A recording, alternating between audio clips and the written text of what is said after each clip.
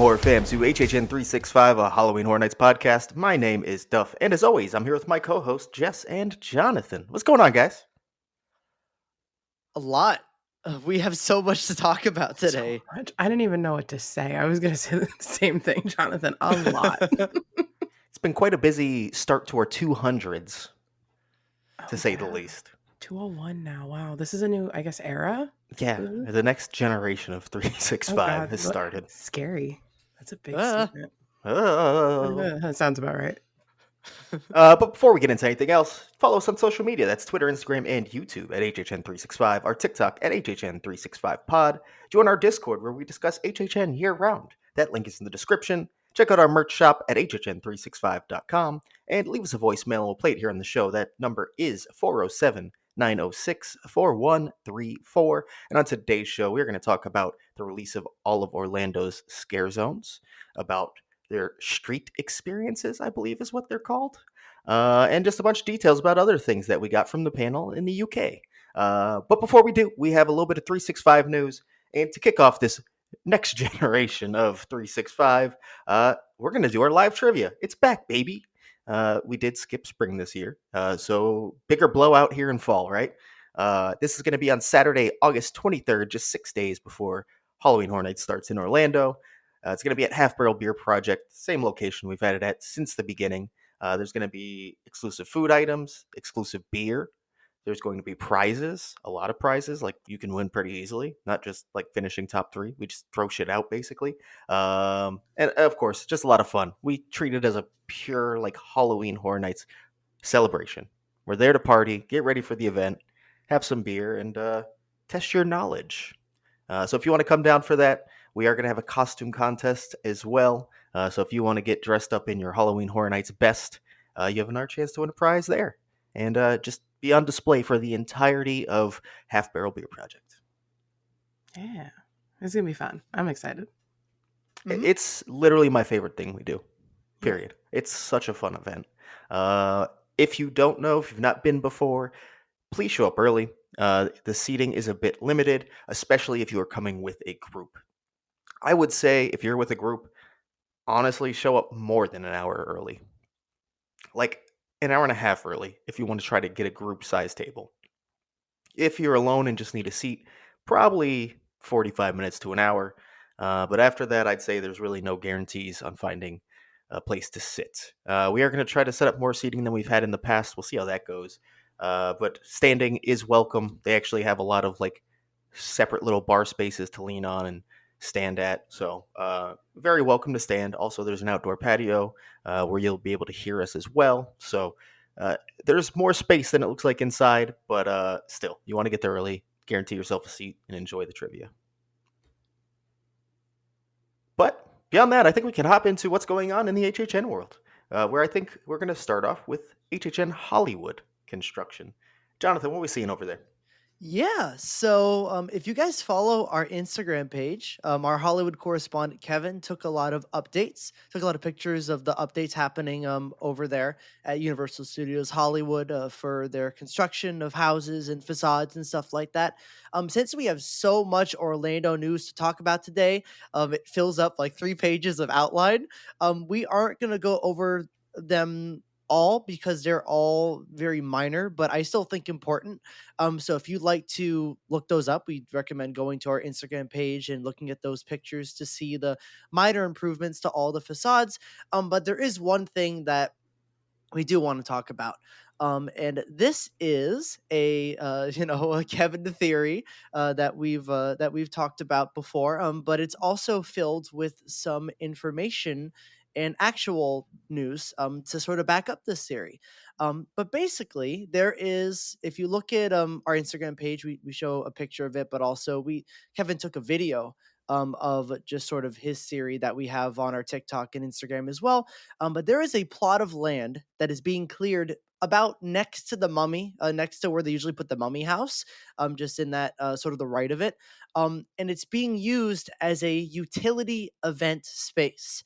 So basically, the theory is that this may be used, if we're talking about events for Universal Studios Hollywood, for Fan Fest nights or even Halloween Horror Nights, or potentially both.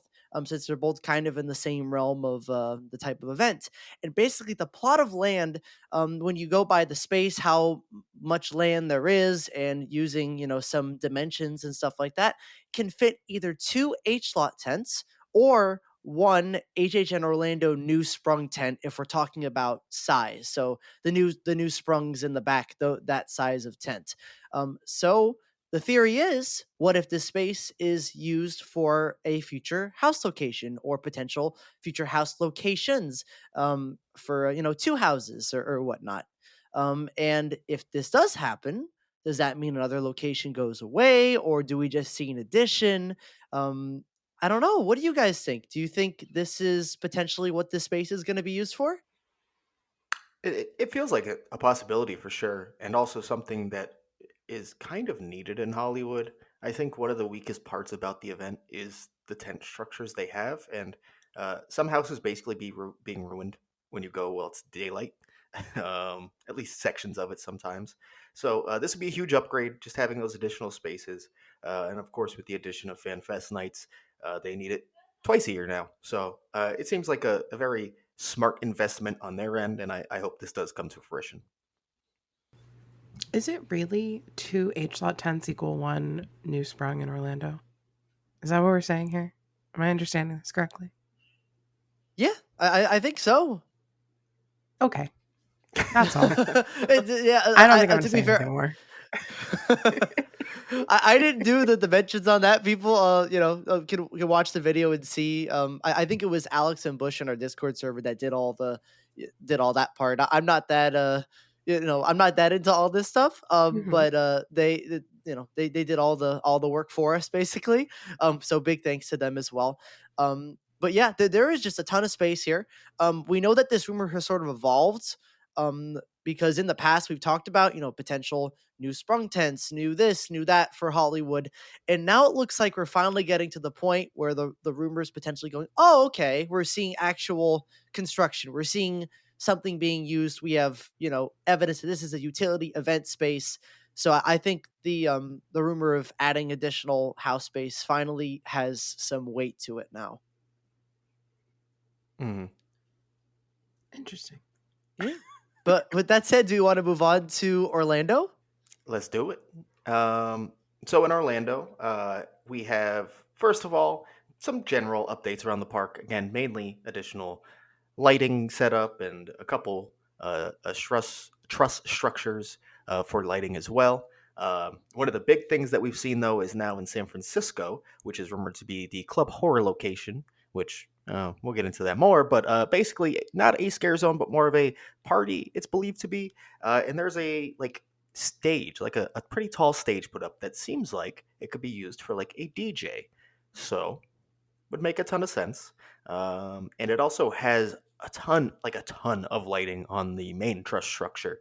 Uh, that is much more than what you'd have for like scare zone lighting. So it really feels like this is just being set up as like a dance zone, and that's where a DJ will be most likely. So, Mhm. like, Hellbilly Deluxe on steroids? Like, is that what it's giving right now, construction wise? Or I just the mean, same? I haven't seen I any of it. I would say even Hellbilly Deluxe is way too far off and too scare zone Okay. like that. This really just feels like not scare zone at all. Further stuff could be put up to make it a bit more scare zoney, Hmm. but as it stands right now, like literally not at all a scare zone. Well, it's a street experience, but again, we'll get Correct. to that. Correct. Okay. Mhm. Outside of that, there really isn't much going on throughout the streets, but every single scare zone location now has lighting at the very least. So we're seeing progress. And then also, actually, in Central Park, there is now stuff kind of outside of the gates of the walkway. They look like bases for something. It's tough to tell. It could be for like platforms and stages. It could be for set pieces. Not really sure, but there's about 4 or 5 of them spread around. So we'll see what happens with that because I have no idea right now. Base watch. Base watch Not Varn watch. 2025. Base watch. We have too many watches. We need to calm down. Well, it's this year's watch. I don't think Didn't we've we had have? one this year. Didn't we have the White Six watch? The different. Wyatt watch is not the same. Oh, Construction update watches and following potential houses different. yeah. Different. Yep. Oh wait, on the last episode, did we get to talk about the main thing that popped up in the likely Central Park location? I I think we did, however, we are going, I think, to bring that back up once we get to hmm the zones. So I Sounds say good. We'll maybe hold we it. We'll hold hold that it. for Sounds later. good. Sounds good. Yeah. And other than that, Nightmare Fuel has started its testing. First of all, you may remember the like cloaked skeletons that are now hanging. Those at night have been seen to have light up red eyes. That is cool. There's also been some of the music tests. There's at least 6 songs or so that have been kind of confirmed, and it sounds very Nightmare Fuel-y. There's a country song, and I was like, oh, fuck this. So, sorry if you like country music. But yeah, so we're getting to that point, and then Jonathan, you saw something else there as well. Yeah. Basically, I was at the park at night, just doing a walk before heading out, and Nightmare Fuel. Basically, it's not announced to be Nightmare Fuel yet, but we all know it's Nightmare Fuel. We're not gonna have to beat around the bush there. But yeah, a lot of the lights on the stage were on. There were a lot of very colorful lights. There was like an arch with like, I don't know how to describe it. Felt sort of carnival-y, carnival-esque lights, stuff like that. And then there was a series of lights near the top of the stage. They're all sort of like against each other, and they were from left to right, going like boom, boom, boom, boom, boom, turning on, sort of just like in a synchronized way.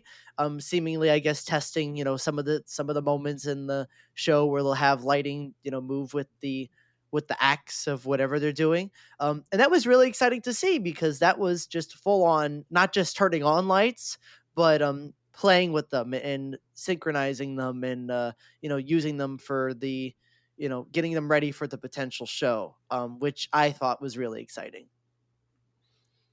Yeah, always a cool sign of us getting near the event is the testing in the Fear Factor stage, and we've kind of got it all now: lighting, music.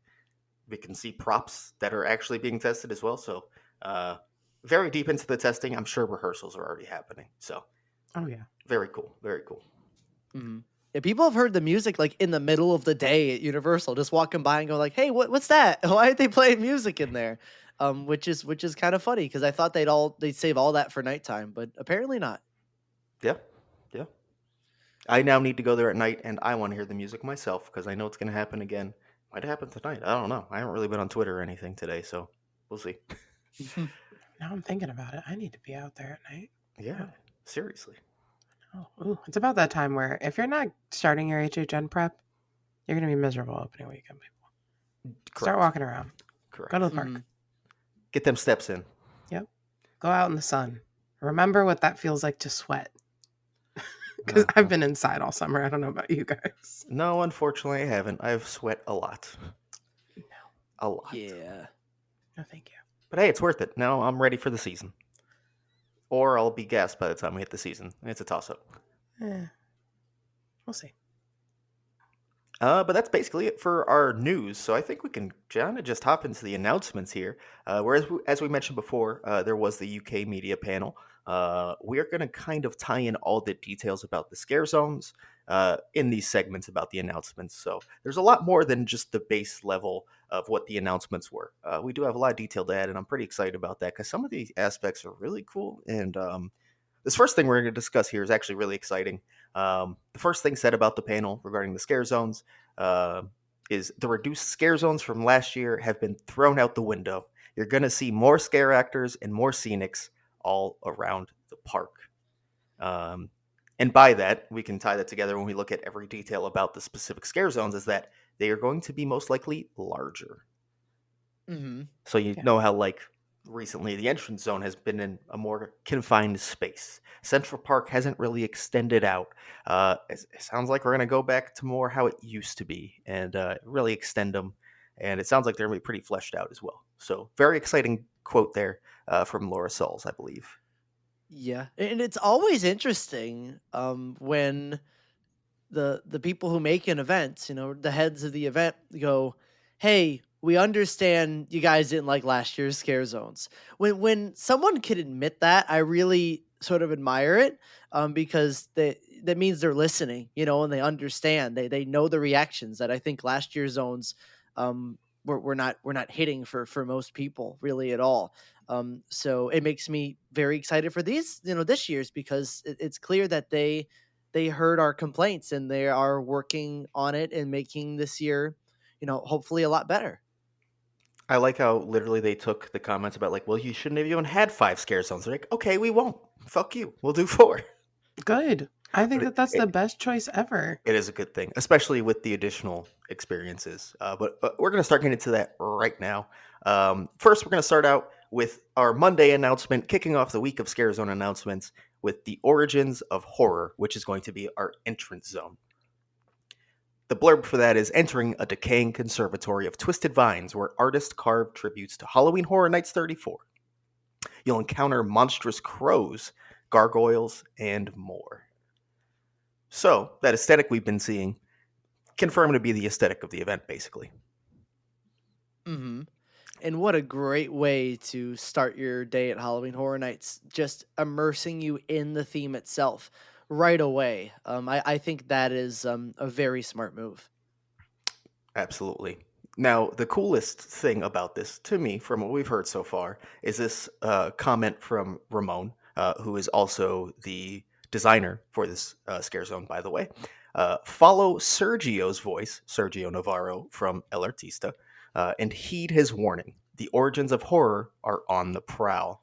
So, I know we've kind of stated already, or we didn't. Mike Aiello basically stated, not an icon, technically, but this feels like an icon-esque treatment happening here for Sergio right off the bat. Hmm. I don't think any of us expected, and we'll get into it with the next comment here, how much El Artista was going to tie into this zone. Because the panel that, not the UK media panel, but the one at Spooky Empire, sort of read to me that it wasn't going to matter too much and it was more just a vibe. But all the information we're going to talk about here and we're talking about makes it seem like the house actually matters a lot more than I realized. And oh, go ahead, Jess. No, yeah, so for me, I feel like they already told us all of this. Like I'm not surprised at all. So I'm like, am I bugging out right now? I'm like, they told us exactly this. They told us the conservatory was the theme. I like that they're confirming it even more so now with the zones. But I'm like, did you guys not watch that whole panel or am I crazy? I mean, I watched the whole panel, but they literally shot down him having the icon But he's esque. not an icon. He's the antagonist in this, No, or the no. whatever, whichever one. But Like that that's also, my I thing. thought he wouldn't be present throughout the event because of that. Well, to me, this doesn't sound like he's going to be in the zone, but Not he, physically. Not yeah. physically. But they said that in the panel that he is the reason that like this is happening, Mm-hmm. which is what they're saying here, and I love that. I think that his warning is probably going to be played in the audio, obviously, and that is like the best way to kind of have this character lead us into the event. And if you want to go into that more and figure that out, that's up to us, like they told us at the spooky panel. And if we don't, just go do the IPs and do the originals if you want to. Mm-hmm. And I think that's a phenomenal way to handle not actually having an icon, but Hmm. still have that everything is wrapped together and everything's tied, and there is more to this event than just, hey, here's our houses and zones. There's been some phenomenal years like that, 29 having the extremely tight theme, being a phenomenal year, no icon. Um, could happen again this year. And honestly, this year's shaping up to sound like a 29 level year potentially. Yeah. Yeah, absolutely. And I mean, speaking about El Artista, going more further into that, we also got more information. As now we're gonna get into the UK panel and their specific details they got at the media panel from Darren Scott. You can follow them on Twitter. They have a whole thread, basically with all the information here. But basically, uh, as soon as you cross through the turnstiles, we, as in Laura Sauls, as in Halloween Horror Nights, are sending you into conservatory from El Artista. The trust sign will have the conservatory gates on the outside. But as you move forward, it also says there will be statue gargoyles that come to life and welcome you into the conservatory. The wingspan on the gargoyles is huge. And the last thing I'll say before we'll pause for a moment is that the trust sign will not be red this year, but will in fact be blue. Ooh. Yeah. And that's apparently something Laura Sauls has wanted for a while. For the color on that to change. So that's uh that's what they said at the media panel. So that's exciting. Mm. What's exciting to me is like as soon as you cross through the turnstiles. So if we're talking about extending zones, obviously there's two ways that this zone could go. Um, we have seen lights pop up on the Minions buildings recently, right? Yes. Mm-hmm. So if like hopefully the truss is going to be at the same spot it's been in the last couple of years, and the zone extends into Music Plaza, past Minions, like it's been in the past. Mm-hmm. Because And that, we'll get into something, but like it's giving me very much like 27, 28, like Altars of Horror yes, zone. absolutely. And it's already been previously implied that this would be a longer zone. Specifically, this zone would stretch a bit further and kind of lead you down. So, Mm. adding all this together, it really sounds like this zone is going to extend much further than it does for or did for the past couple of years. Mm-hmm. And I love some of the characters they're talking about too here that are going to be in the zone. Like we did read the description. They did give us some ideas, but just being welcomed in by like statue gargoyles, that sort of maybe just lead you into the zone, leading you into this conservatory. I mean, that's a very cool way to just enter the event, especially if you've never gone before. And there's just these big creatures that are just like, all right, welcome in to Halloween Horror Nights. That's just a great beginning thought for what this event is. It's almost giving a similar vibe to Graveyard Deadly Unrest, but as an entrance zone. Mm-hmm. Hmm. And I dig that a lot. I fuck with gargoyles. That sounds fucking cool. Fuck with I fuck with gargoyles. gargoyles. Straight fucking. I relate to that. The TV show too, not just the gargoyles Oh, themselves. hell yeah. We could get into gargoyles on here.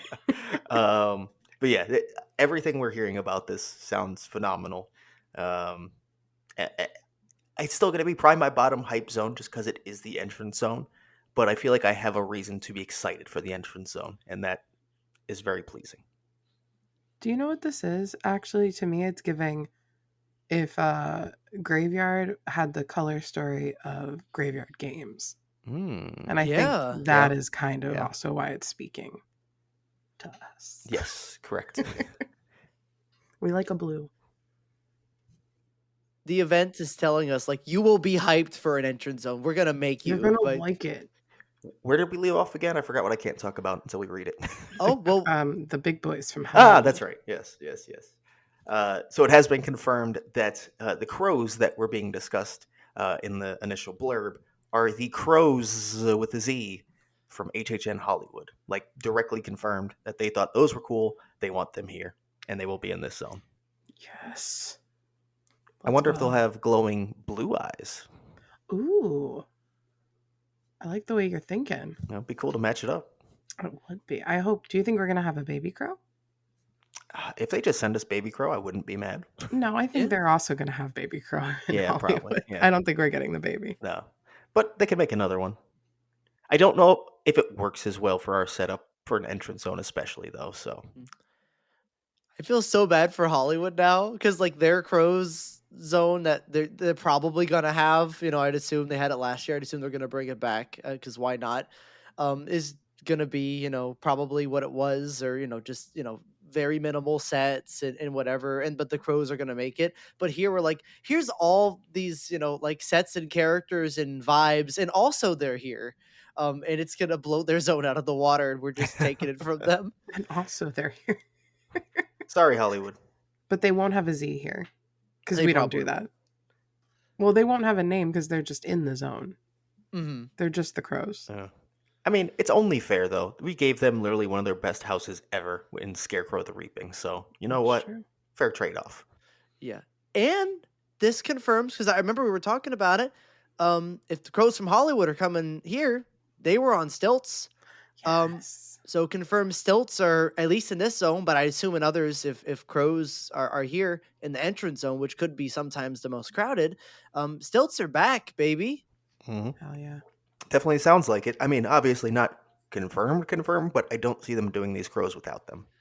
Yeah, that's what they are. They're on. That's what makes them Mm. They funny is would that they're be really so big. goofy if they were not on stilts. I'm sorry. Just like a 5'8" crow. I'd Hey be guys. like, could you imagine me in like a crow outfit? How silly would that be, everybody? I mean, you know what? The more you talk about it, maybe I'm into this short crow thing. Short crows. Maybe that's my calling. I need to audition. I could be your crow. Not on stilts. But that kind of sounds silly, right? The idea that small crows, that's a funny concept. I have a funnier concept. Is that in the description of this zone, they're like, artists carve tributes to Halloween Horror Nights 34. Like thinking they're the artists from the house. And how they became ghosts, and the whole dark backstory, what was happening in El Artista that we already know, that they've already told us. Um, don't worry, some of the tributes they were carving that apparently was causing them to go crazy and become ghosts were Freddy Fazbear, the Ghoul, some of those characters, because it has been confirmed that this zone will have stone statues that feature the five IPs. And if this actually happened, like if I walk in that zone and see a big statue of Freddy Fazbear, it's gonna be really hard not to laugh thinking about that whole backstory. It might not be as explicit, as that. They might just have like little things that make you think of, the properties. But I find that kind of funny. So it's okay when Victoria Frankenstein does it with the HHN icons, but it's not okay when they do it in the scare zone, is what I'm hearing. Just when it's Correct. Freddy Fazbear. Exactly. Fuck Freddy Fazbear.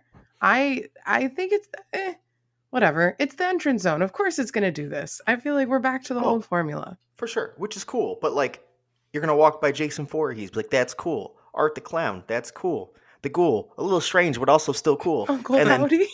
Freddy fucking Fazbear. God, if it's Uncle Howdy, I might giggle. The Freddy Fazbear, I feel like I could forgive, but Uncle Howdy, I don't know, man.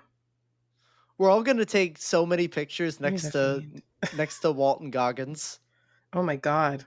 Oh, I can't wait. When it first pops up in the zone, I'm gonna film the TikTok fall on my knees. To the What if Taylor the Swift FNAF song. one isn't Freddy Fazbear and it's just the dude who works security? Oh my god. Josh Hutch. It's just Josh Hutcherson. It's him like taking a nap. Well, remember in 27 when everybody was like, "Oh, so like Jigsaw's gonna be out here," and then it was actually the girl with the reverse fly or bear trap on her head. So it's gonna be like that. Yeah, just like that. It's fine, whatever. Put him down by minions, and I won't care. I'll just walk towards Hollywood or something instead. It sounds like they could be, like, because there's a lot of space and a lot of things are putting in this, so they could line the path further down. It's very possible. Yeah. As goofy as a couple of those will be, I do like the concept in general, though. I am excited for that. Same. And it feels like a shift. The event is shifting into what it used to be kind of when Michael Aiello was head. The IPs are now having more of a presence by being in the opening zone and stuff like that. Not completely having them overtake anything, because obviously, El Artista seems to be the main inspiration of this and the entire event. But it definitely seems like IPs are going to be more prominent than they have in the past in terms of like just being in the event. Mm-hmm.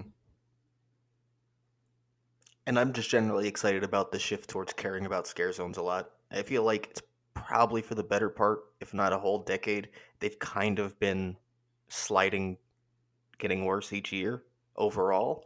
And if we can step it back up to where they used to be, that would be a phenomenal addition to the event without actually changing anything about the event, its formula at least. Mm-hmm. Yeah. So, do we want to talk about the announcement that came on Tuesday? Yeah. And this one is rumored to be in the Hollywood location. We have no confirmation on that as of yet, but it's likely. But this is Masquerade Dance with Death. And the description says you're invited to a masquerade ball where bloodthirsty vampires lurk behind ornate disguises. When their masks fall, you'll become their prey.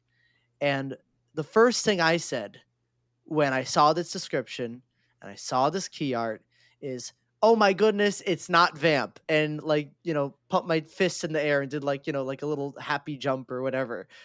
This is definitely not related to the Vamp series. They are very much distinctly saying it's not, with the description here in the title here. And with that said, how do you guys feel about this scare zone? I love Hollywood zones. I really Mhm. do. I know this isn't confirmed, but this just feels like a vanity ball, like a I know I didn't get to see it, but a 7, like it just fits Hollywood. You guys know what I mean, right? Oh, it does. It Hmm. Right. absolutely does. Like I hope this is a little sexy. Seen a lot of people. Oh my god, what are they comparing it to? Masquerade or Blood Masquerade. No, no, no, like a movie. There's been a movie Oh, people keep. Van Helsing. Thank you. Van Helsing. God, yeah, no, I knew yeah, Masquerade and Blood Masquerade, but no, Van Helsing. Like it, this just feels like it's gonna be kind of hot. Please respect the scare actors, but you know what I mean. Like everybody keeps saying, "Oh, I know what Jess's favorite zone is gonna be," and I'm like, "You don't know that, probably, but you don't know that." Yeah, I mean, I think this is very up your alley. Yeah. In general, I think it's very up, honestly, all of our alleys in some way, Mhm. shape, and form. Yeah. This is actually, people talk about Masquerade a lot, but this is actually a lot more like HHN Sweet 16's Blood Masquerade, which was a zone and a masquerade that featured vampires. I believe is a direct sequel to Castle Vampire. So very vampire heavy. And that was a zone that, like, I don't remember too much from my first year. However, this zone actually does stand out, so I'm very excited to kind of get that almost exact same vibe again. Yeah. Nice.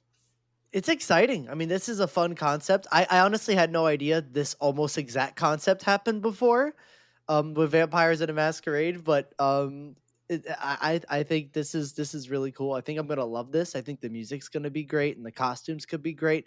I'm interested to see how they handle the second line of the description where it says like when their masks fall, you'll become their prey. Does that mean that the masks are gonna fall like later in the night, or some are gonna have their masks on, some are gonna have their masks off? Are there gonna be like stage shows potentially where they're dancing and then they take their masks off and everyone in the zone starts, running towards you or something like that? I'm kind of curious how they do that, or if they're just gonna be disguised the whole time. Yeah. Unfortunately, I do lean to it just being they're there all the time. But if they do kind of have a shift change, like they did in like HHN 21-7, like we're just when the music changes up, the vibe changes completely. That would be fucking cool. So like they just start going crazy at you, like once the beat drops or whatever the fuck, however they handle that. Mhm. I would love that. Would love that, but I don't expect that. Yeah. I don't know because if they're I want there to be like a big dramatic something. I know we all do. Hmm. But like even if it's just like when they enter, they like when they come out in the zone, like you want to catch a cash change because maybe they have like the masks on and then they hand them off. I don't know. That would be cool. But Yeah, I that, want that it could something. literally be on cast changes. That's true. Just have like Yeah. completely separate casts almost. Mm-hmm. That could work. I don't know. Because they're saying when their masks fall and then they're also behind ornate disguises. So like what are they dressed as? Because I have a theory. I feel like this is probably like a lot of people's consensus, but I feel like we're still gonna get some monster representation in the zones, and I feel Hmm. like either these guys are gonna have like some maybe like vintage like Universal Monster inspired costumes, or the Central Park, what's rumored to be in Central Park, could also have some.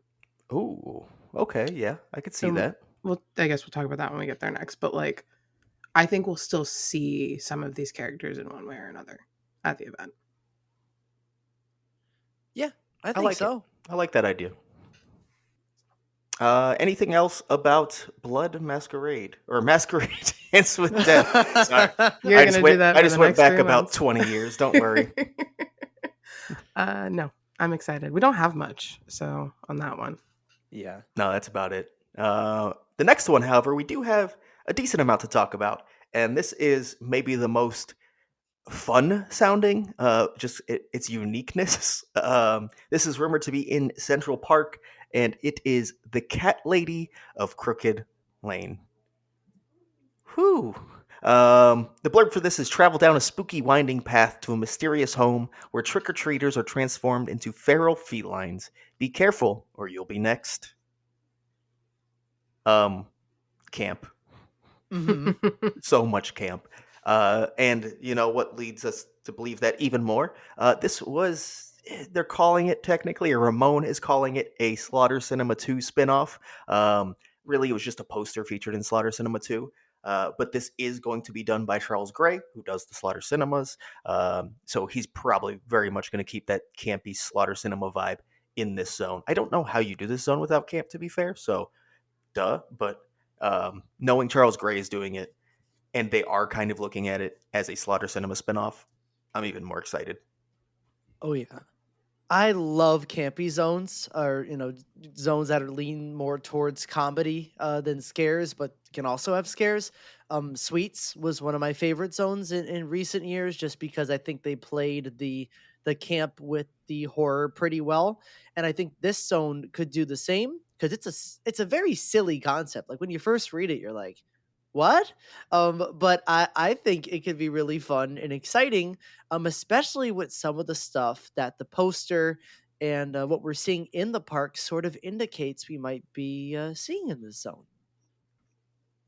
Yeah, definitely. I mean, if you look at this key art, it literally looks like it might just be showing you what Central Park would be. Mm-hmm. Hmm. And obviously, a winding path, Central Park itself, that stage that is being built in kind of by animal actors just after Central Park. Is really taking shape. It's a large stage. It has a lot of lighting rigs around it. It'll be a focal point. Looks like if you look at this key art, that winding path leads to a house. That structure is starting to really kind of take that shape a bit when you look at it that way. Mm-hmm. Yep. We even made a tweet putting the picture of the house and the structure, back to back, and the way it's looking, it looks pretty much almost like the same exact shape of that house. Mhm. We would like to point out it's still just trusses. There's no actual structure over it yet, Oh but yeah, yeah. yes, the general shape does match a house for sure. Hmm. Everything starts at trusses in Florida. Well, Like yeah. I'm gonna keep screaming it. We have to survive fucking hurricanes, people. Everything's a truss. We love our trusses. I know, Yeah. I know, but some people who don't live here don't get it. I just want to make sure they get it. No, I'm very excited for this. It seems very campy, and if it was serious, I would be so confused because there's no way we're doing a cat lady and it not be camp. But I trust Charles Gray. Mm-hmm. So I'm very excited. But like I said, I think the trick or treaters could be Universal monster characters, possibly. Yeah, I think I don't know for sure, but I think one of the posters kind of looks like someone's wearing a Frankenstein mask. Mm, Yes, one of them is definitely dressed as Frankenstein. there we go. Like, for sure. I kind of forgot about that until you just said that. I didn't even connect when Jess was talking about it, but yeah, the kid on the right is definitely Frankenstein. Well, there Um, you go. the one on the left can't really tell, but maybe also a monster. Let me go look at the poster. I'm really looking at it right now. It's Saskia. Oh god. Stop it. It's not funny. I mean, A little it could funny. be Bride. It could be the daughter of Dracula. That I can never remember her name. Bride would make the most sense. It just doesn't like look like Bride outright. Living Dead Girl from Hellbilly Deluxe. um, Whatever it is, I'm excited because there's pumpkins in the fucking trees. Hmm. Oh yeah, the thing we didn't mention yet that's really fucking cool. Are we going to see the return of pumpkins in trees, as this key art literally shows pumpkins in trees? They would I, not do that and not have it. Sorry to cut you off, Jonathan. no, I was gonna say I think that's a safe bet Okay. if it's in the poster. So the same mindset there. I'm A and throwing D, hands if it's not. if there's not pumpkins in trees, that's a fucking dick move. Oh, that's the rudest thing they've ever done. Like, I, I will boycott this zone. Okay, I was about to say, I yeah, will finish only, that sentence. only this zone. Until it's really cool, then I still won't. But dick move if that happens. No, there's gonna be pumpkins in the trees. Yeah, I think it's a safe bet. I Ooh. think Oh, sorry. No, go, Jonathan. no, you're all good. I think the easiest way to get goodwill between HHN fans and scare zones again, because I feel like for the past couple years, just like man, these scare zones are missing something. They're not hitting. Is be like, hey, let's put the pumpkins back in the trees, and then we're all like, okay, we love scare zones. They're all great. It's We the love same zones, just pumpkins. exactly. Just put pumpkins everywhere. It's a simple trick, but honestly, for Central Park specifically, it works. It definitely works. Yeah. What I was gonna say was I had a thought. What if they kind of like kept Central Park in like phases almost, where like the kids or the trick or treaters are in different like stages of turning into the cats. Ooh. So like the closer to like the Masquerade zone, they're like just normal trick or treaters, and then the closer we get, full on cat. Obviously, I know nothing, but that would be really cool. I would like that a lot, actually. Right? Like different like phases of like cat mutations, I guess. Because you can't just like have it be a winding path down where it's nothing but trick or treaters. That would get a little boring for the main stretch of the scare zone. So like having those kind of like half transitioned ones would be a fun way to really just add to the zone. Let's see it. I feel like also the makeup team could kind of kill those masks. And they could have like the house at the end, if that's what it is, what the trusses are. They could have a little show where a trick or treater goes like trick or treat and enters the house or something, and they come out a cat and then go back into the zone or something like that. There's a lot of interesting things they could do here, and it's so funny that this zone almost feels in a way, but besides the cat aspect, that does change things a bit. But it almost kind of feels like trick or treat. You have potentially the pumpkins in the trees. You have the main characters being trick or treaters in Central Park, and I know that was a zone that a lot of people found goaded, in that location. And it's kind of smart they're taking a lot of the elements of that, and throwing it back into this area. Jonathan, I for the second time, I have no words, but so many words. Not, we weren't recording the first time, but this lineup, because if this is anything like Trick or Treat, if it gives me half the vibes, like I don't even know how HHN's gonna feel after this year. I think if this hits its potential from the lineup we're seeing, it's going to be very hard to keep up with our expectations moving forward. But this formula, as we're going to talk about more, is a little bit different, and it might be the way forward. I'm into it so far. I think it's a great choice. Same. Well, should we talk about the scare zone that's rumored to be in New York? Oh my Yes. God, can I do it? Of Please. course, of course. So we got, this was on Thursday, right? Yes. Yeah, Thursday. We got rumored to be in New York, mutations, toxic 20s. In a bustling 1920s neighborhood, a BuzzCon truck with radioactive cargo crashes into a mobster getaway car, sending the city into toxic pandemonium. It mutates everyone in its path, including you. Hell yeah. Oh my God. Hell yeah. I'd like to point out, it does say BuzzCon and not BuzzCon, which is the company from Bugs Eaten Alive and has also made appearances in other houses since then. But there are so many theories about why it says BuzzCon, and it's not just like a random typo, right? Like it's not. There's a reason it is BuzzCon and not BuzzCon. And there's a bunch of theories about like why that change happened, and it's pretty hilarious. And I hope we get some version of those theories that like they like had to rebrand to distance themselves from these mutations in the streets. Oh yeah, this would be the prequel, technically. Yeah. Yeah. Oh my God, that's so funny. I just thought it was a typo at first. It doesn't seem like it. No, because it's on the blog. I feel like they would have updated it at least on the blog by now. Yeah. No. This is on purpose. So silly. We're gonna have 2 campy zones. I love it. This is also going to be show directed by Ramon as well. Yes. So another reason to be excited. He's done some amazing work recently. This is so stupid but so amazing. Just having like a mobsters in like goo and radiation and stuff like that walking around talking to you. Just like that's so funny. This zone is gonna be the thing I'm the most excited for in terms of zones, because I mean mobsters, radiation in New York. It's perfect. It's absolutely perfect. I can imagine the types of props they have in the zone. I can imagine like the silly scenes they have in here. The interactions between the actors and the guests and actors. With actors. This is amazing. I'm lost for words because this just seems like something that I've always wanted but never thought of before. But now that it's here, I'm like, yeah, this seems perfect. Mm, for sure. I'm very excited about it. I do want to point out how many people have noted the similarities to Scary Farm's Goring 20s, which, to be fair, same time frame. There's going to be mobsters and a very focal point on the color green. So I understand. I do. Um, the story itself is quite different. So once we see the zone, we'll really be able to judge how inspired by the Scary Farm zone it really is. Yeah. And to be fair, it's been clear Scary Farm borrows from us too.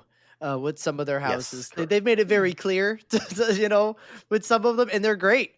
So I think it's totally fine to share if they're both distinct enough and they're both good. And honestly, since it's been around, Goring 20s ranks as my top or near the top scare zone at Scary Farm. So, like, fuck yeah, bring something like that here. Yeah, Hmm. for sure. But like also I was talking to this with Daniel, who only had been to Scary Farm last year the first time. And I was like, I don't know, before the house was there, room 13 or whatever, like I only kind of really associated like the neon green with Goring 20s. Like it was there, but the elixir wasn't like as big of like a drawing point or Yeah. like a memorable It was thing to me. basically just in the glasses and nothing else. Yeah, it wasn't like in the makeup and stuff. So like Hmm. only in the last 2 years. I'm not saying that it's not the same like kind of base concept in that. But like so for me I was like it's kind of funny that everybody's like it's the same thing and I'm like I see what you're saying. But also we don't know if this zone's going to be like sepia toned. I doubt it. If it is, then we can fully say it's pulled from Yeah, Scary for sure. Farm. I'll agree. But we don't I, know that. I don't think it will be. No. I don't think so. It I think doesn't, it's from the full art, it color. doesn't seem like it. So, yeah. I Um, want full campy color. I mean, at the end of the day, if you took away the whole 20s part, no one would think twice about calling this anything like Goring 20s, though. So, it's just a time period. That's the main similarity at the end of the day. And also it's the 20s right now, so it's popular in general. Like if you look at even like in pop culture, like Gatsby was big again. It had 2 shows on Broadway in the last 2 years. Like it's just a popular thing to do. But I was thinking, I was talking the other day, and if all the zones are expanded like we've been hearing and they're saying, this needs to go down to Lansing a little bit, right? I would love that. Little, like maybe not the whole street, but I like mean, use it, put some cars over there. Like I don't know, the setting's too perfect not to use, right? right? It would be perfect. And they've done it many years in the past. Hmm. Like, that used to be the norm. So, Yep, they used to drive fucking trucks down there. correct. Was that my first year? I remember seeing the Purge truck. Um, Is that 27? did Right? they drive it down to Lansing in 27, I or was don't. that 24? I think that was 24 was the last They time had they a drove the truck. truck down to Lansing. I don't remember. It's obviously Maybe been way maybe too they did in long. 27. I don't know. Maybe I'm thinking of the motorcycles, not the truck. Whatever. They've driven a vehicle. Correct. Yes. They can do it. Point being, used Delancey. Please. Um, I wish you guys could see because I just turned my desk lights green. I forgot I could do that. Now I feel very in the Oh. toxic 20s, so I'm excited. There you go. I think I just put it top of my hype list by being in the green. That's all it takes. That's all it took. But yeah, I think it is going to be very difficult to decide what my hype list is. Again, I think Masquerade probably bottom, just because it's entrance zone, and it's tough to trust those. Masquerade's not the entrance zone. Sorry, Origins of Horror. Sorry, Origins of Horror would be at the bottom automatically. The other three all have a case to be number one. So we'll see how that ranking goes when we get there. I love being hyped for zones again. Yeah, Mm-hmm. refreshing. Hmm. Well, Um, are you also excited for street experiences? Because we got those too. kind Yeah, of. I'm excited for things to do. Yes. Yeah. So we did also have an announcement on Friday where we got Brave, all new street experiences that take the horror to new heights, featuring zombie car hops, undead DJs, and more. Details coming soon. It kind of sounds like there's more street experiences they aren't telling us about yet, but they did directly announce two. The first of which being Mel's Die-In Zombies, which of course will take place at Mel's. Um, and guess what? That whole like car hop theory, yeah, it's real. It happened. The Came true. casting call was I for this. am so excited to Oh see yeah. this, especially as a street experience. We talked about how's a scare zone really tough to make it work. This sounds like it's much more entertainment focused, so probably be more show like, and I'll make this aspect of being on roller skates much simpler. Are they going to be holding chainsaws while they're on the roller skates? No, they're gonna be holding like brains on a Yeah, tray or something exactly. silly like That's that. Yeah. exactly what they're going to be holding. Finger fries or I don't know. Ugh. It's going to be perfect. This is such a smart move. Um, I mean, considering that space is just synonymous with Halloween Horror Nights, it's so perfect. Everyone always associates Mel's Dion with Halloween Horror Nights. But also, last year they debuted Mel's Dion merch, as I think it was the pass holder shirt, and Mhm. it I see everyone wearing it. Every time I go to the park, I end up seeing a Mel's Dion shirt, so I'm sure they did pretty good. And at the UK panel, Darren Scott said expect lots of Mel's Diet merch this year. So I think especially if there is, now that we know there's an experience there, that merch is going to fly off the shelves, and Yes. they will make a Mhm. lot of money. Very smart move, to say the least. Oh yeah, absolutely. I'm so I, excited for this. I'm going to spend too much money on that stuff. I know it. I was already gonna spend too much this year with WWE. That's true. Well, sorry. Open the wallet even further. I haven't even purchased my tickets yet. Uh, The joys of HHN. Speaking of the joys, we did get something else. We did get something else. Something new, but very old school at the same time. Club Hara. Hara. Horror. We sound so excited to throw our asses in San Francisco, maybe. I mean, are we not? I mean, they said undead DJs, so like maybe they're gonna slap some makeup on them. Yeah, that's possible. That's fun. The music might be fun. Mm-hmm. It also might be like watching David S. Pumpkins for 2 hours and have pour bleach in my eyes, but that's just me. Could David S. Pumpkins be the DJ? If my worst nightmares come true, he will be. So what we talked about earlier, how this likely is really nothing like a scare zone and truly is like a club, if you will. The key art kind of aligns with that. It really just shows some dressed up dancers, some kind of spooky spirit like ones in the back as well. So I'm sure there's going to be quote unquote scare actors here, but dancing. Yeah.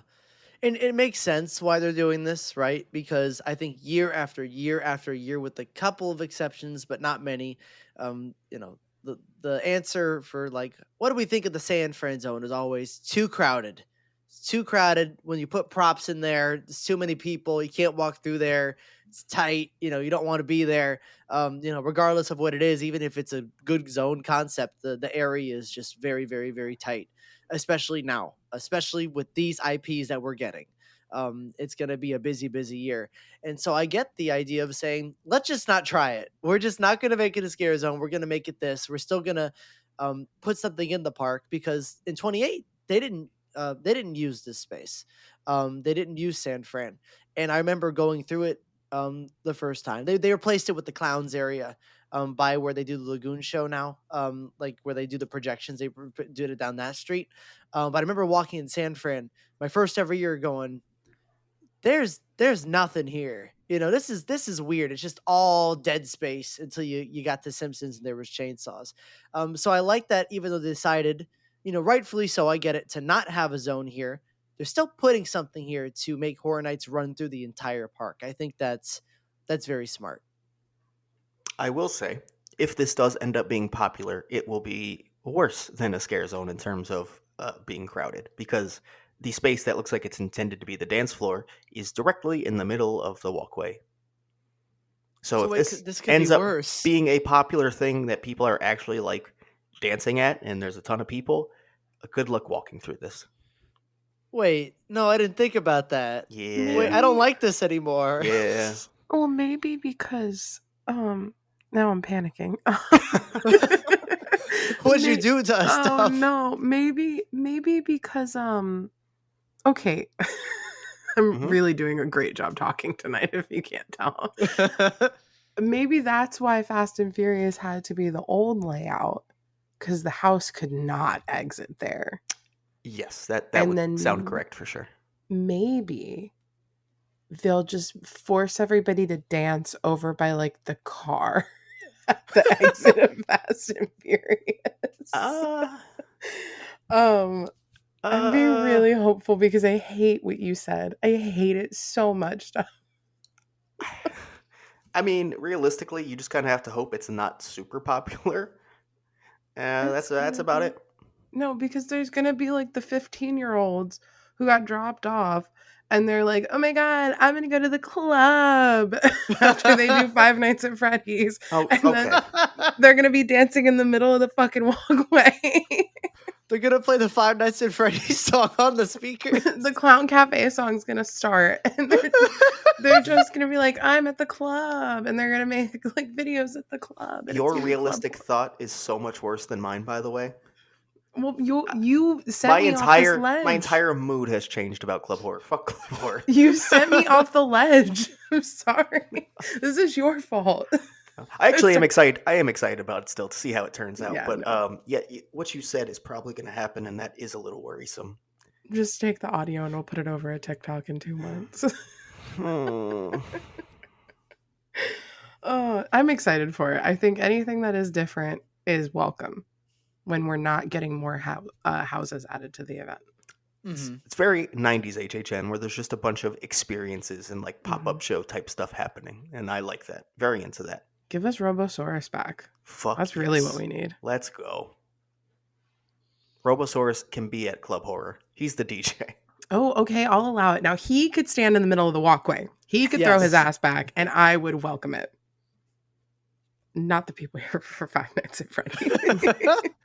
Or the WWE fans. I'm looking at you. I know how stinky all you people are. I go to wrestling shows. Well, I can say that. oh, okay. Since we got that out of the way, You're welcome.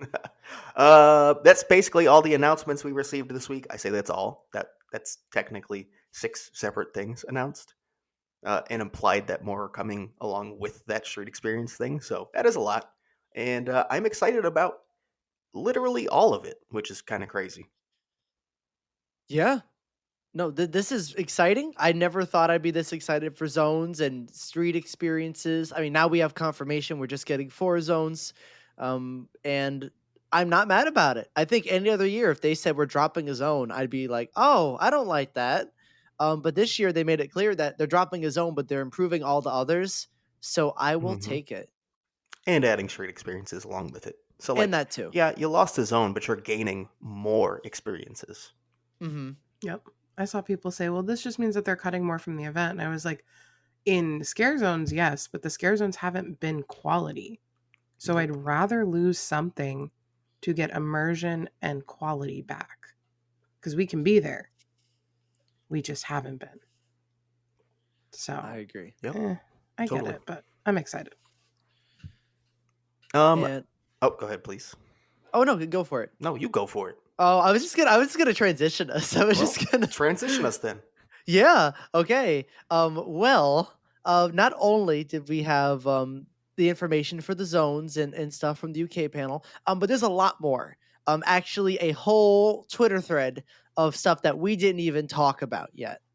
And We're gonna get that into all of that right now. From information from the UK media panel, starting with just general news, not going into specific houses or anything, just talking about some of the things that we'll see around the event itself.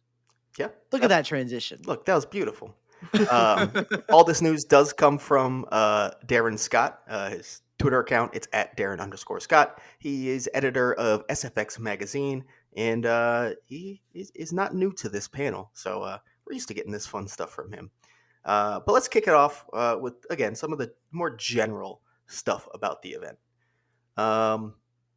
First, fans are advised to pay attention to socials as HHN will be dropping content all of this week, the week we just had, Zones, Street Experiences, next week, and all through the rest of July.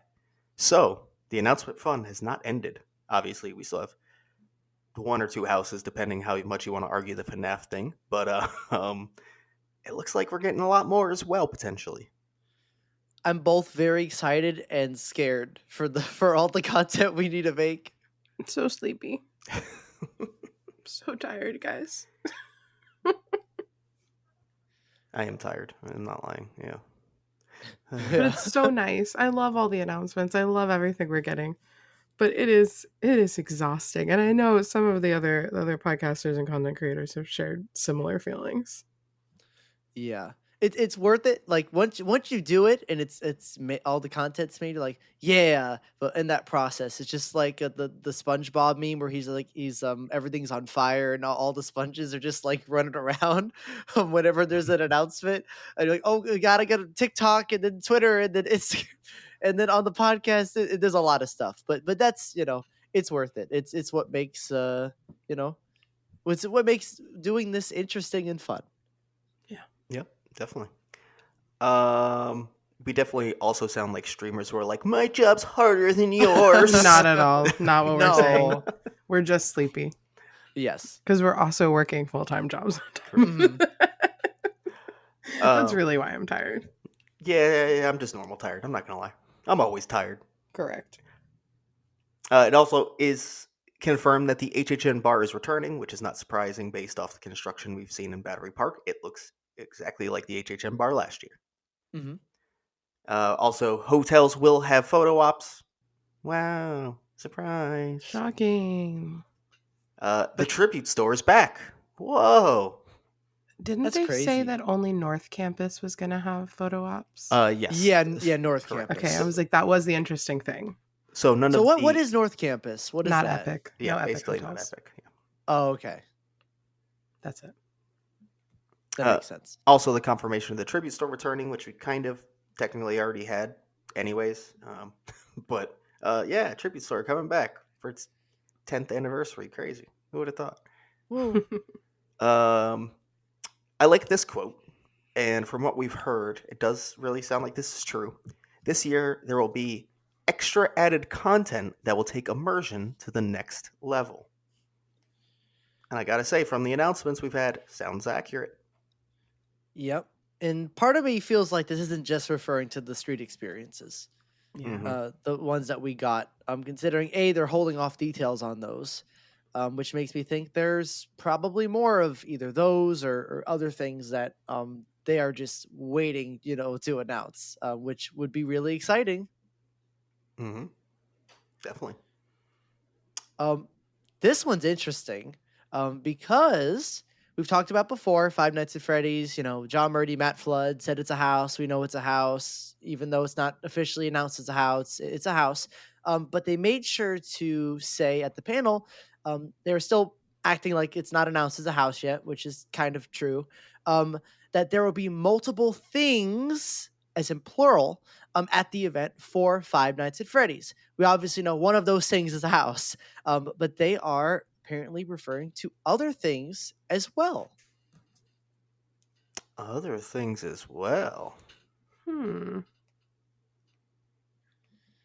I like other things. I do. I mean, I don't know if I will like other things for this particular property, but No, but I think the best parts of this property probably are the things that aren't the house, to be completely honest. Mhm. Not saying the house is going to be bad, but I trust them, like, making well, what the fuck is it called? Freddy Fazbear's, right? Is that what it's called? Yeah. Hmm. Them just like making a Freddy Fazbear's sounds more exciting to me than the actual house, which sounds terrible. I'm sorry. No, I get what you're saying. I kind of echo those I feelings. kind of agree too. It's more immersive, probably. Maybe. Yeah, I'm sure. We'll find out. Something that I was excited about though is we got a sneak peek at a shirt as well on this thread. Laura was wearing, seems to be the Zone shirt maybe, or one of the Zone shirts this year, It has a on like a kitty. purple background with a kitty, and there is a gargoyle at the bottom, and I think that might be a crow at the top. Yeah, it looks like it might be. It's tough to tell. It's at a pretty Right? bad Yeah. angle. But I love the colors, the purple, the red, and the like turquoise teal. Mm-hmm. God, this is so up my alley this year. So excited. Yeah, it looks really cool. I also like the just general art style of the shirt too. Mm-hmm. So I can't wait Yeah. to see the full thing. Mhm. Yeah. And And there's that seems been to be a unisex shirt, so it looks like it might be available for everybody. it's also just been generically out there that they're excited for the merch this year. Obviously, designers have come out and said that, but now we've also heard on top of that from some of the people from A&D, the merch is a focal point. Again, listening to us from last year, where there were a lot of complaints about the quality of merch, if you will, and they really seem excited about what they're going to put out this year. So I cannot wait to see it all. I agree. Now, after the general news, we did get specifics about each of the announced houses. Should we hop into that? Yeah, a slight warning for those not wanting to know anything about the houses. I'm not gonna say this stuff is super spoilery, but there are some things that if you don't want to know anything, I would maybe skip near the end of the episode. That's how we sort of piled all this information here near the end.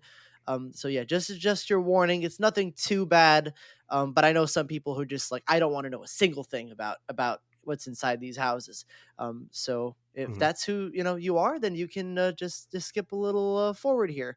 Um, If with you are deciding if you should stay or not, I will say the level we are at is there is no direct scene spoiler. Like it's not going to give away any scene fully. Just more of what to expect to see in general throughout the houses, Yeah, including some specific characters. hmm some specific characters, some scene. There's one scene layout, Hmm. one gimmick that is said here. But yeah, it's nothing too bad for sure. So, Uh, shall we kick it off with Fallout then? Yeah, absolutely. And I actually have it just pulled up right here. And there's a couple of tweets. I'm going to sort of read them all because they're all sort of connected. The first tweet basically says Fallout will check boxes for both gamers and show fans. You'll see the vaults, the bloody wedding, Rad Roach, Gulper, T60, and a lot more.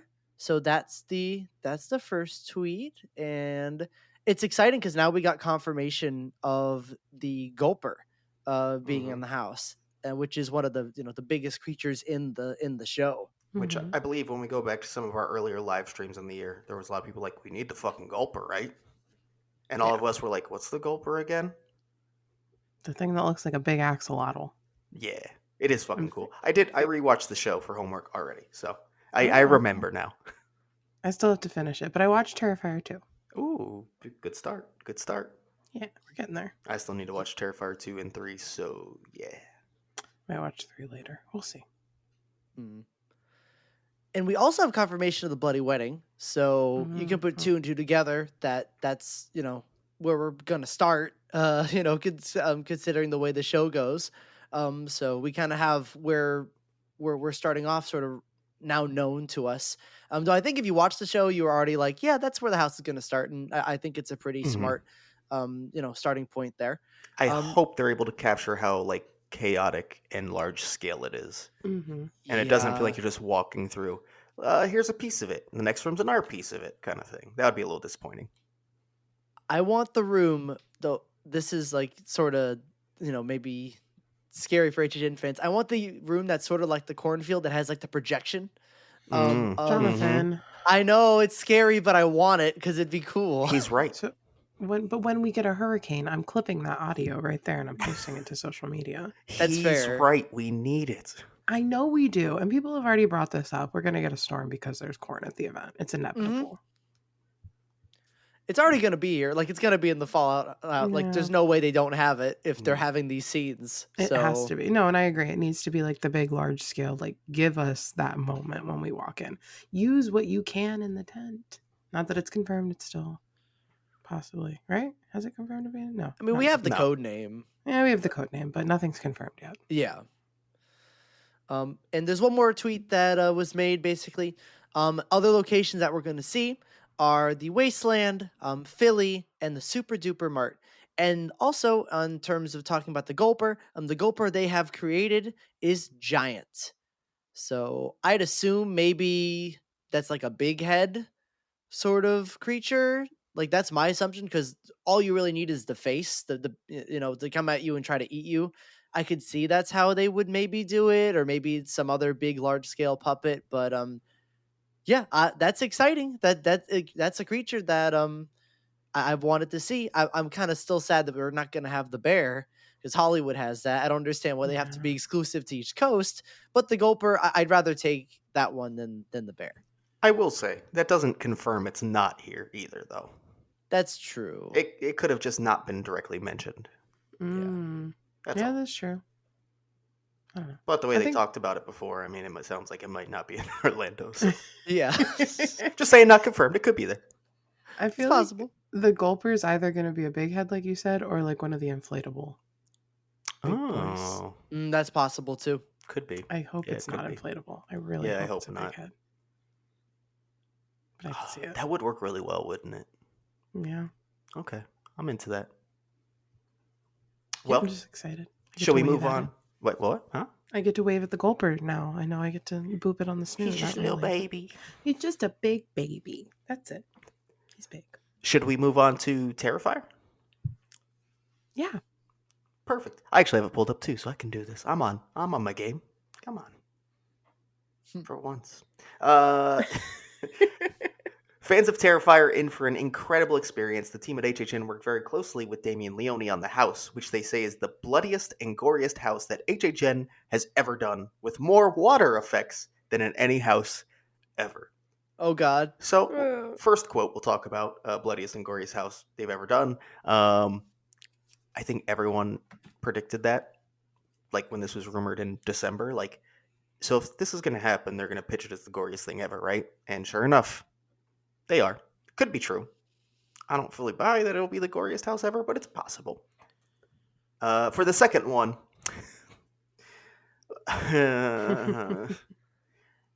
water.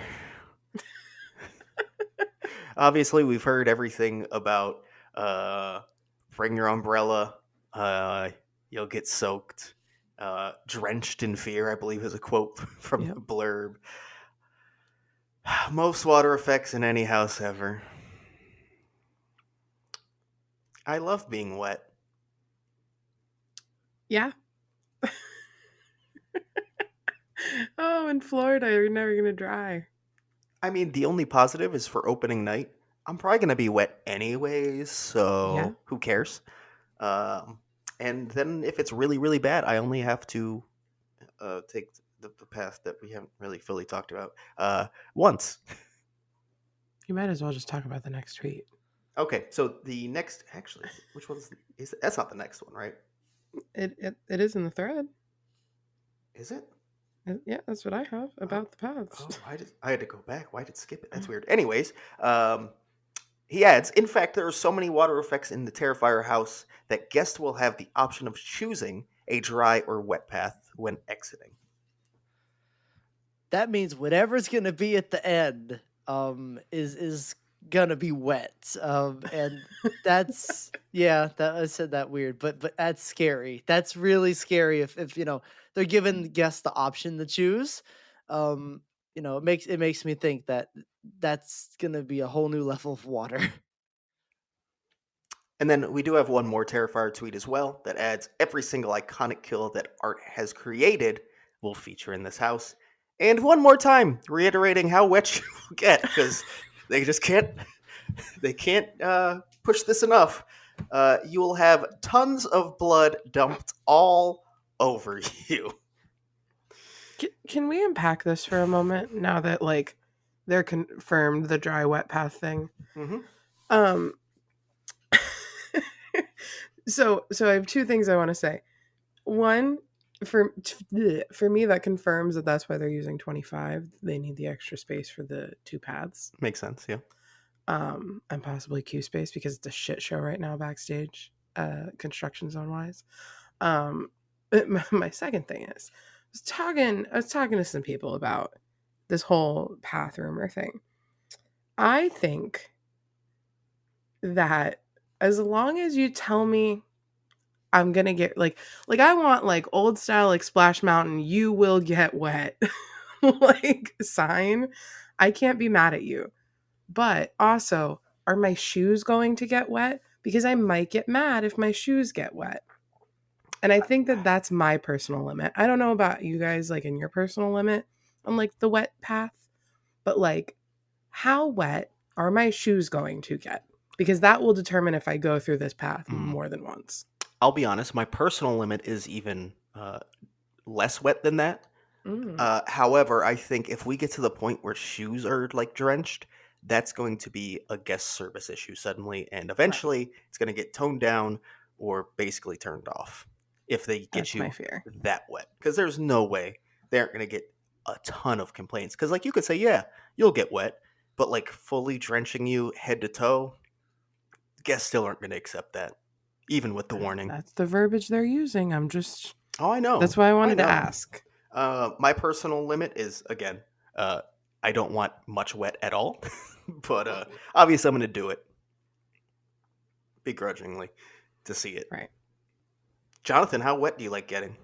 Ooh, Don't ask me that's that. not how I asked it at all. But yeah, Yeah, how wet will you let Art the Clown get you, Jonathan? I don't like these questions. I didn't ask if you liked the question. I asked how wet will you allow Art to get you? Well, unfortunately, I don't think Art asked for consent on that either. So Oh God. I mean, I guess I guess they let you know. Probably there'll be some sort of indication. My theory is that it's not gonna get you that wet. Like I think it will get you more wet than any other HHN house, but nothing that would impact your night at all. Just would be like a jolt to actually scare you. Um, that's just my assumption, or it could be like multiple, like maybe spritzes of water. Like I'm imagining the scene in Terrifier 2 where they're doing the bedroom kill and Art is like slashing and slashing and slashing, and each slash like causes like a spray of blood on the wall, and it's just like spray of blood, spray of blood. It could be something like that. I don't know, but I don't think it will actually be that bad. I think they know the potential guest service issues that would cause. But I think you'll get wet enough that you'll feel it, and your clothes will kind of feel it, but nothing that won't dry off within like 15 minutes or so. That's just my assumption. I don't know how wet I'd personally be okay with getting. Probably to that level. I don't think I'd like if I actually got something that wouldn't dry off within 15 minutes, or I think that's what actually make me upset. I think there's gonna be like a point like where maybe in the beginning where we're like, okay, we're a little bit more wet than we thought we were gonna be. Because they're saying a lot of things. Like they're making a lot of promises. yeah, it's true. They really won't shut up about it. I don't know. I don't know. I guess we'll have to see. My mind just can't process like actually getting soaked in a house. Like until it happens, I can't think it's a real thing. Even if they tell me a billion times it's a real thing and it will happen, I'll just walk in going like, it's not gonna be that bad. It's not like they told us 20 billion times that where it's actually that bad and to bring a poncho. I'm not gonna bring a poncho opening night. No way. And then we again like, oh, I should have wore it now the rest of the day. Just sopping shoes. And we Oh can no, only be first mad at time? ourselves. Not wearing it first time. After that, I might be a dry path girly depending on how wet this path is. We'll see. Well, Jess, you want to take us to the next one? Sure. In the thread, I have Jason. Is that Yeah, right? I think it's Okay. yeah. I have Jason next in the thread All too. right. Cool. Oh, So, oops. Yeah. Jonathan, how it's dare you? okay. I just wanted to make sure. Fired. Ah. Jason Universe will have multiple versions of Jason in a gauntlet of Jasons, including the new Jason. How many more times can we say Jason? The house is described as Insidious times 10. I call BS. It's from the same team. Come on, times 10. Times 10. Insidious times 10. Like, it might be scary. I think Jason has a very big potential of being scary because it's Jason. He's a big dude. Yeah. But Insidious times 10? Granted, like, I didn't get scared in Insidious, so it'd still be 0 scares for me, but um I call I don't know. I call BS, but we'll have to see. It all just depends on, with that particular comment, it depends on actors because the actors Mhm. made Insidious. So I guess we'll have to see. I wonder if they're each going to have multiple boo holes like Insidious. It's. I mean, if you're doing a gauntlet, Yeah. it has to be right. Has to be. I hope. Otherwise, you are not 10 timesing Insidious, or even matching it for that matter. That's a big claim. I mean, I think I've said before, I want this to be like Scarecrow level intensity. They all have to be like over 6'3". Mm-hmm. Big bitches. The thing that worries me about that tweet is multiple versions of Jason, not all the versions of Jason. And then I don't want new Jason. We knew that was going to happen, but I hate that mask. Yeah. They did say more. We'll get to visit Camp Crystal Lake. Whoa. To be fair, That's a claim. that's not the quote. So I don't know if they actually said that, or if Aaron Scott is just saying that part. That's fair. Okay. They could have said like the camp, lake. Yeah, pond, diamond the pond. camp at the lake, you know? Yeah. The camp at the lake. Jason's Kill Shack and amazing classic moments from the Jason universe. The house is from the team that created the Insidious house and the Red Curtain Room. Expect Jason around every corner. They really want you to specifically think about the Red Curtain Room. Why do they keep saying that? Well, that's a weird. Because they want you to know it's going to be scary, spooky. But they're focusing on the scares, guys. They said that. On that house location, I think that's all you got, unfortunately. Correct. Hey, I know we don't really talk about this stuff, but did you see that you could see some trees in the queue of Fast and Furious through a hole? Wow, trees at trees. Camp Blank Lake? Wow. Camp Crystal, no, not Crystal, Diamond Pond. Diamond Pond. Camp Diamond Pond. With, it's not Jason, that's John. What is this house? Family. It is family. And it exits to a dance party with a bunch of 15-year-olds at the club. Five Nights at Freddy. Oh my god. And it just goes between the Five Nights at Freddy's song and the Clown Cafe song. That's it. All right, stop bringing me down about club horror, please. I'm excited. I thought we've moved on from like bringing the mood down. No, I'm excited. We're going to film a TikTok. I was excited. We're going to try to push up to like be like the girls behind the DJ at Club Horror. I have a whole thing planned for us. Can't wait. Are we ready to move on to dolls? Let's do it. Yeah, let's play dead. There's a couple of tweets here, so I'm going to get started.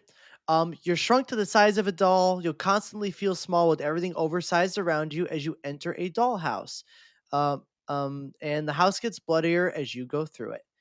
I feel like we knew everything about that except saying we're going to enter a dollhouse. I guess they're referring to like that as the entrance, a dollhouse.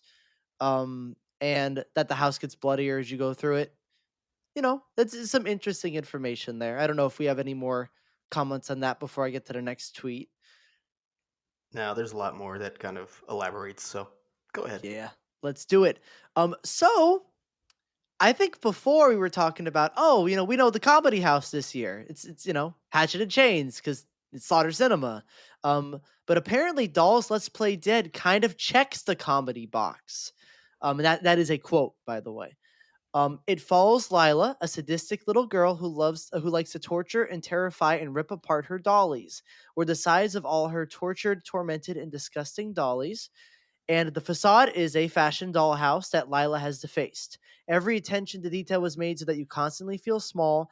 There's a giant electrical plug on the wall, and everything here is oversized. You'll see Lila peer through the windows of her dollhouse. I call that. Look at it, You did through the call that, window. I'm which like, what? sounds Yeah. fucking cool. Mm-hmm. So cool. Yeah. Um. I mean, the thing that I'm the most interested in here, or is the biggest news to me, is that this is gonna be a comedy house. Yeah, I like the way it's worded where it says kind of checks the comedy box because that does bring me back a bit to Dollhouse of the Damned where it was not a direct comedy house, obviously had some kind of goofy comedic elements to it, but also took itself very seriously. So if it keeps that tone, I will be very excited and I will enjoy this house a lot. Mm-hmm. If it's a full out comedy house, that stretches a bit away from Dollhouse, but I think it's still a good way to approach something like this. It's a silly concept, us being small, oversized things. Which, once again, in this location, in a sprung tent, like that's exciting. Yeah. I think the props and everything could really immerse you. I think that's a great way of immersing you by making sure every area is covered by some oversized thing. Mm-hmm. Yeah, I'm into it. I'll take either one of those two options. If it takes itself fully seriously, I wouldn't have been as excited, but it's clearly not. It kind of checks a comedy box at the very least. Kind of, sort of. Yeah, I was not excited until they said kind of comedy house because I thought it was taking itself too seriously at 1st. Mm-hmm. I mean, the And key art looks very serious in a way. yeah, So yeah, I get I that. kind of had that same thought initially. No, I'm very excited now, and I am excited to meet this little Lila girl. The next icon. I guess so. The entire event is in her dollhouse. Could you imagine if we got her before we got Cindy as like a real icon? So seriously. Oh, there would be protests. But who wants to take on Hatchet and Chains? Wait, I don't don't we have have it more up. dolls? Oh, do we have more I think we dolls? have one more, don't we? Or do we? Oh Yeah, yes. okay. I forgot about that one. There's so many dolls tweets. Oh I my know, goodness. seriously. I was like, oh, three. That has to be the end. Nope, one more. You're gonna be able to meet Lila, the main character of Dolls Let's Play Dead, in another place in the park as well. I'm going HHN to. bar. Yeah, Wonder I was just gonna say that. where. What? The place where the original characters get to meet now?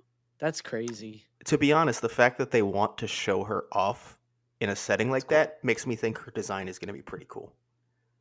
Hmm. Do you So, think, okay, there's two ways it could go. She's sick and twisted, like she looks sick and twisted, or she looks super sweet.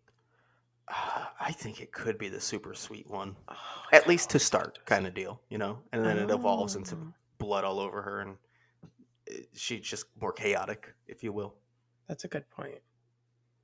No, I hope she's sick and twisted. Because I do hope, like, when we first see her, she's just a sweet little girl, and then she fucks you up. Okay. Well, with that, should we move on to its next door neighbor in Sprung Tent 1? Oh, yeah. Please. Also, going from a kind of comedy house to a definitely campy house as a Slaughter Cinema sequel, let's talk about Hatchet and Chains a little bit. So, Hatchet and Chains Demon Bounty Hunters is set in an old West cowtown, which is being taken over by demons from Hell's Well. They kill people by climbing into people's bodies and burn them from inside out. You will see a demon coming out of the face of a human.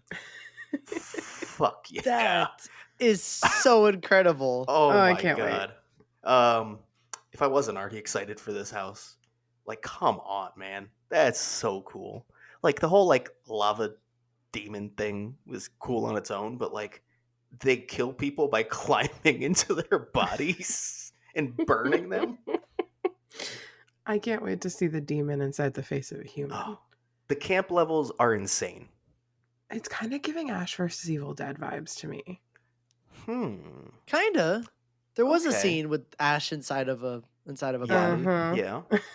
I Okay. feel like it's gonna be that level of like silly, but I, I liked that house. I like that show. I like that whole franchise. I'm on record for I like that. the show. I know a lot of people didn't like the house, It was. but I think it's fine. It wasn't bad. It was it fine. was fun. Also, what house had a line like that in it? Come on. Good point. Still Thank one you. of the best triggers HHN has ever had. It gets like 2 points for that, at least in my book. It only loses points because it's not an original trigger. Okay, fine. They literally just took it from the show. That's fine because. But I'm happy it was there. I'm happy. We're it not was talking there. about this right now. Okay. But that's all we have for Hatchet and Shane's. All right. Jess, do you want to take Grave of Flesh? Sure. Wow, you guys really threw the hard ones at me. Oh. Grave of Flesh, what happens after you die? Well, creatures are tearing all the flesh off your body, stealing your body parts, and taking them deeper into the belly of the earth. Okay. I mean, that is what the description said, to be fair. Yeah. Didn't add anything new, really. No. That's fine. This one I feel like is going to be kind of like very mysterious until you finally go through it. Mm-hmm. I mean, honestly, and Jonathan has said that, it could really just not have any story elements, and it really is just this, and they try to make it a very intense, scary experience.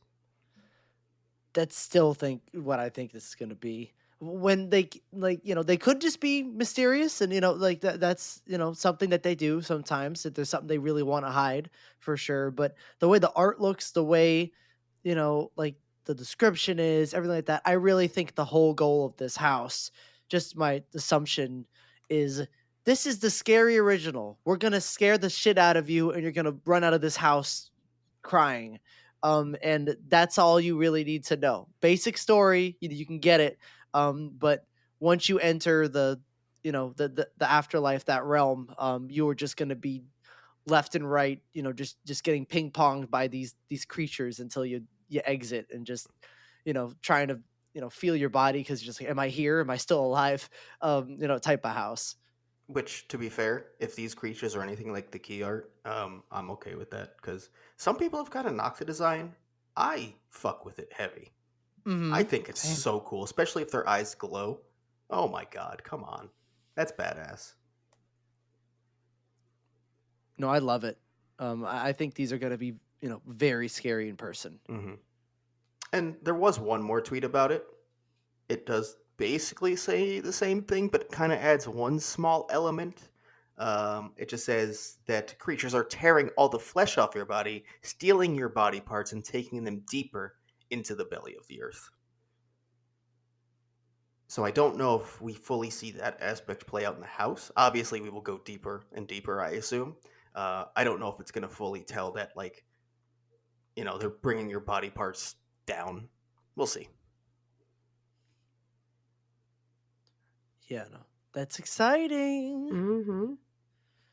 Mm-hmm. So are you ready to move on to the next one? Let's do Yeah. it. El Artista, Spanish Haunting. Somehow we have more Ooh. information on this house. Let's Yeah. go. I just want to fucking walk through it at this point, to be honest, but okay, Please. carry on. I know. But we know it features a conservatory, contains the origins of horror, which ties in the overarching theme of the event this year. We knew that. But it is described as a beautiful house with not one facade, but three. Mm. Mm. Dylan Colath. Oh my god, it's gonna slap so hard. Kind of really crazy, because I was sort of like speculating maybe you enter it and that's one facade, and then the back of the house is like the other facade, Mhm. and then I guess something else too. The front Maybe. of the house, maybe. Kind of like you go out the front door at some point. Hmm. That's what I was thinking too, is that it was like almost like a dollhouse. Like think of like a life-size dollhouse inside the soundstage. Like, Hmm. and you enter the front of it, and that, because this is what Dylan's known for, is like those sets that you see from multiple perspectives. Hmm.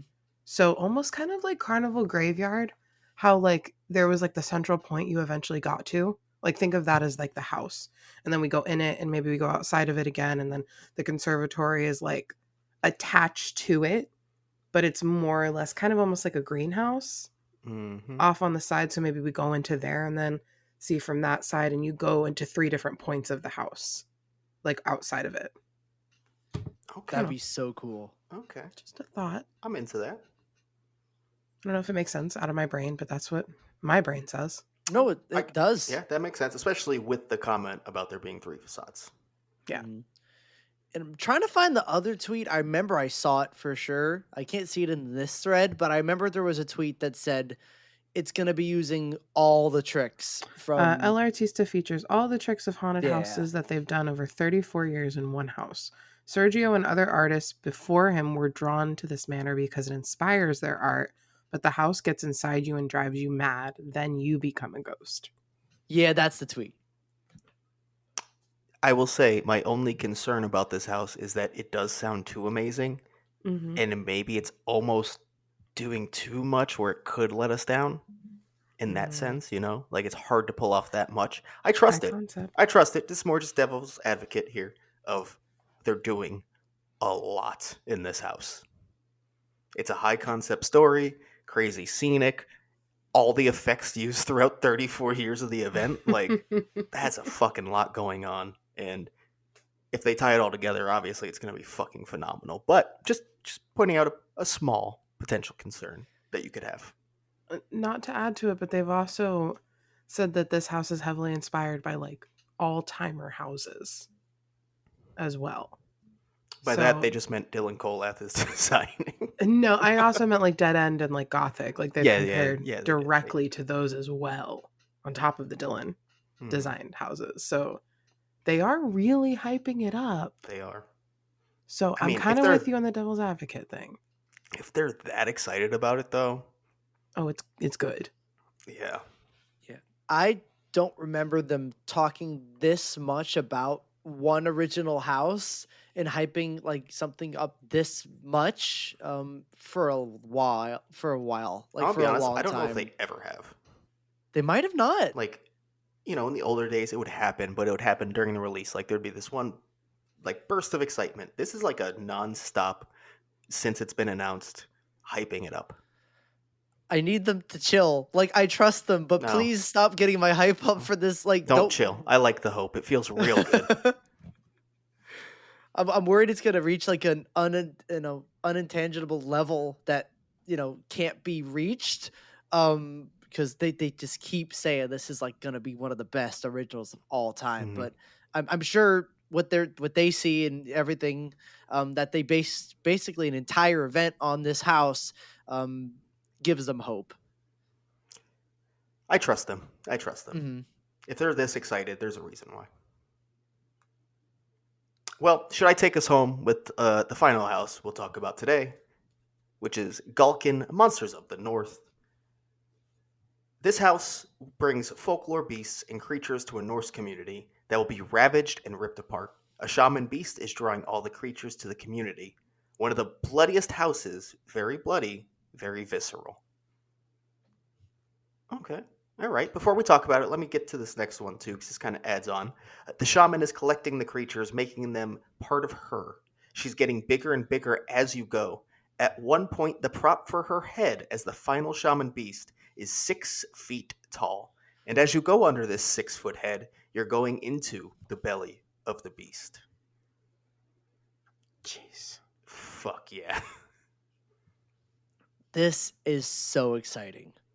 I wanted this house to be, and they said it was, a description like to be creature heavy.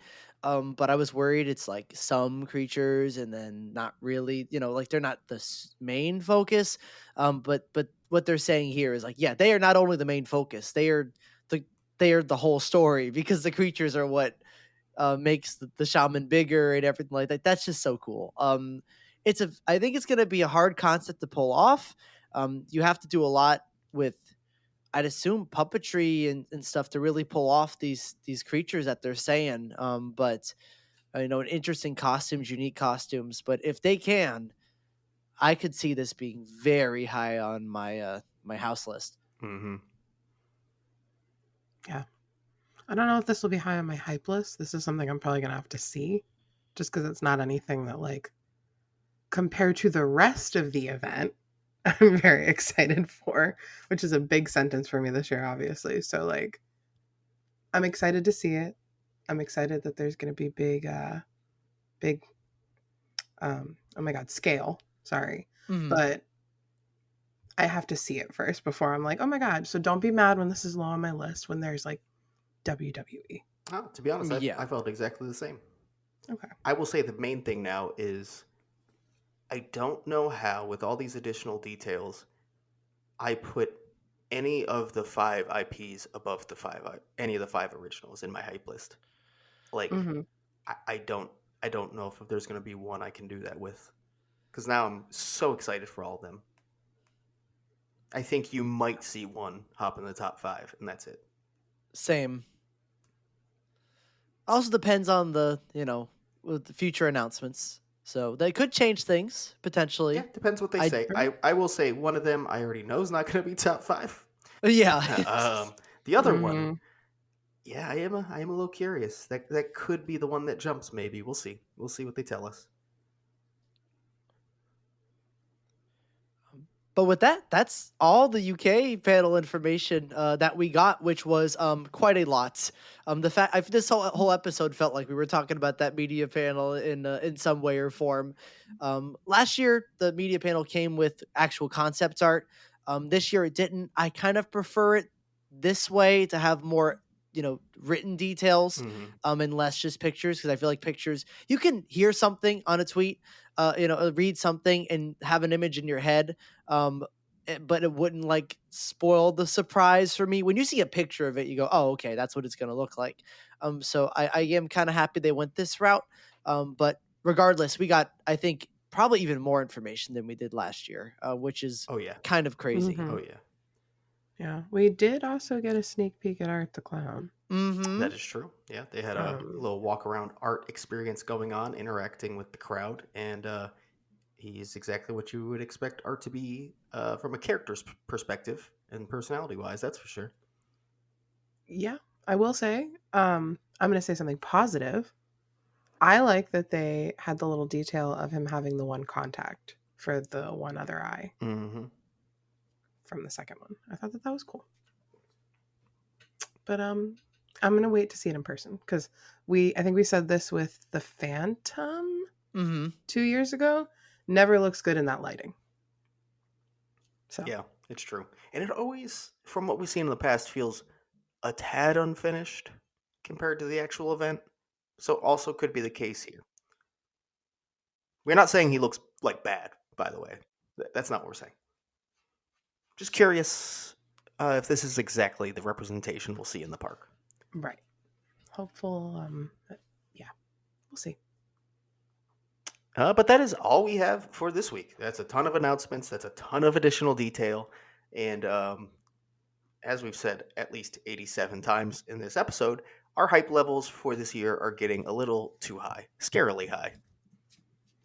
I'm drenched in hype, if you will. Drenched in hype. Drenched in hype. All right, cool. So I'm just going to bring us out then. So, as always, follow us on social media. That's Twitter, Instagram, and YouTube at HHN365. Our TikTok at HHN365pod. Our Discord, that link will be in the description. You can come talk Horror Nights year round, baby. Check out our merch shop at HHN365.com. Hint, hint, wink, wink. See some editions soon. Some really fun ones if you're on our Discord.